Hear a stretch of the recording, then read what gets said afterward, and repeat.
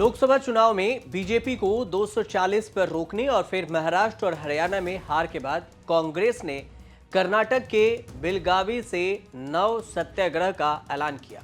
वहीं दूसरी तरफ एक मौके पर बेलगावी में कांग्रेस वर्किंग कमेटी की मीटिंग में नक्शे पर विवाद भी हो गया। बीजेपी ने आरोप लगाया है कि कांग्रेस ने भारत के नक्शे से कश्मीर को गायब कर दिया है। बीजेपी के आरोप पर कांग्रेस ने भी पलटवार किया। कांग्रेस ने कहा कि ऐतिहासिक बैठक को पटरी से उतारने की कोशिश की जा रही है।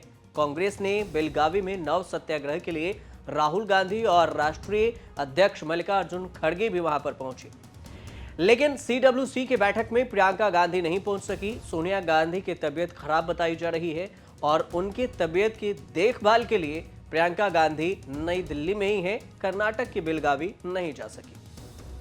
उन्होंने एक संदेश जरूर जारी किया। सोनिया गांधी ने अपने संदेश में बिना नाम लिए बीजेपी और आरएसएस पर निशाना साधा और कहा कि दिल्ली के सत्ता में बैठे लोगों और उनके विचारधारा को बढ़ाने वाले संगठनों से गांधी जी की विरासत खतरे में है। इन संगठनों ने आजादी की लड़ाई नहीं लड़ी, उन्होंने गांधी के विरोध किया, ऐसा जहरीला माहौल बनाया जिसके कारण उनकी हत्या हुई। उन्होंने गांधी जी के हत्यारों का महिमा मंडन किया। हमारी जिम्मेदारी है कि हम पूरी शक्ति से इन ताकतों से मुकाबला करें। समारोह के पहले दिन ही कांग्रेस वर्किंग कमेटी की बैठक शुरू होने से पहले नेताओं के मोबाइल फोन भी जमा कर लिए गए ताकि कोई भी बात बाहर न जाए।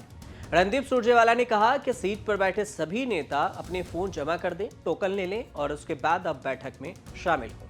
सीडब्ल्यूसी की बैठक कार्यकारी के सदस्य, पीसीसी अध्यक्ष, सीएलपी नेता और पूर्व सीएम समेत 150 से ज्यादा लोग इसमें शामिल हुए। पहले बात कर लेते हैं रणनीति को लेकर। कांग्रेस का यह कहना था कि देश के सामने खड़े कई मुद्दों पर विचार विमर्श करने के बाद कांग्रेस उनके समाधान और संविधान पर बीजेपी के कथित हमले का मुकाबला करने के लिए स्पष्ट विचारों के साथ सामने आएगी। कांग्रेस महासचिव जयराम रमेश ने कहा कि उनका दल विरासत जो है, इस संविधान की विरासत को सुरक्षित करने के लिए बैठक करेगी, जैसे कि अंबेडकर और गांधी पर हमला होता रहा है। बेलगावी कांग्रेस के लिए इसलिए भी खास है क्योंकि 1924 में महात्मा गांधी ने पार्टी अध्यक्ष के रूप में यहीं से, इसी अधिवेशन से उन्होंने अध्यक्ष का पद ग्रहण किया था। महात्मा गांधी ने दिसंबर 1924 से अप्रैल 1925 तक कांग्रेस अध्यक्ष का पदभार संभाले। 100 साल पूरे होने के मौके पर कांग्रेस ने बेलगावी में पार्टी का अधिवेशन आयोजित किया है।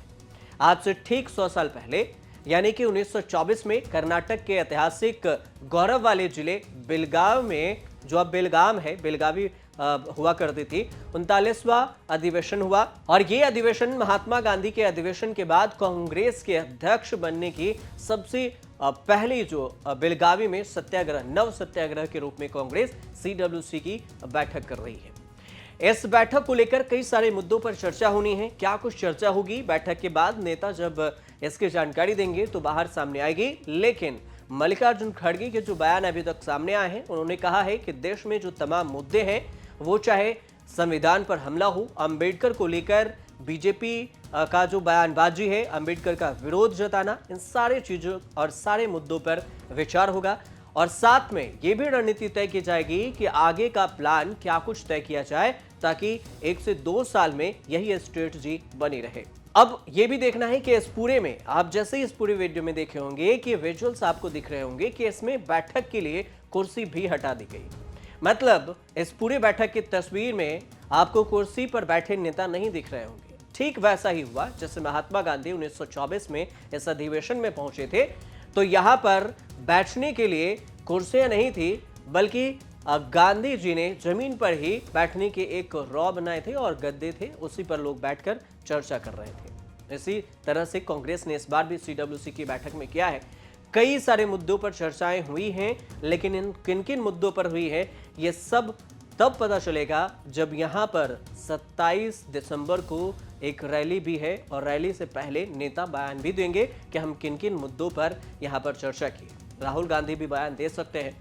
जब ये सब बातों से होगा तब आपको मैं जरूर बताऊंगा कि इस पूरे बैठक में कांग्रेस ने किस रणनीति पर विचार विमर्श किए और आगे की स्ट्रेटजी क्या कुछ रहेगी। फिलहाल जो जानकारी थी हमने आप तक पहुंचाई। अगर अच्छी लगी हो तो चैनल को सब्सक्राइब कर लीजिएगा, शेयर कीजिएगा, कमेंट भी जरूर कीजिएगा और देखते रहिए आप न्यूज़ तक।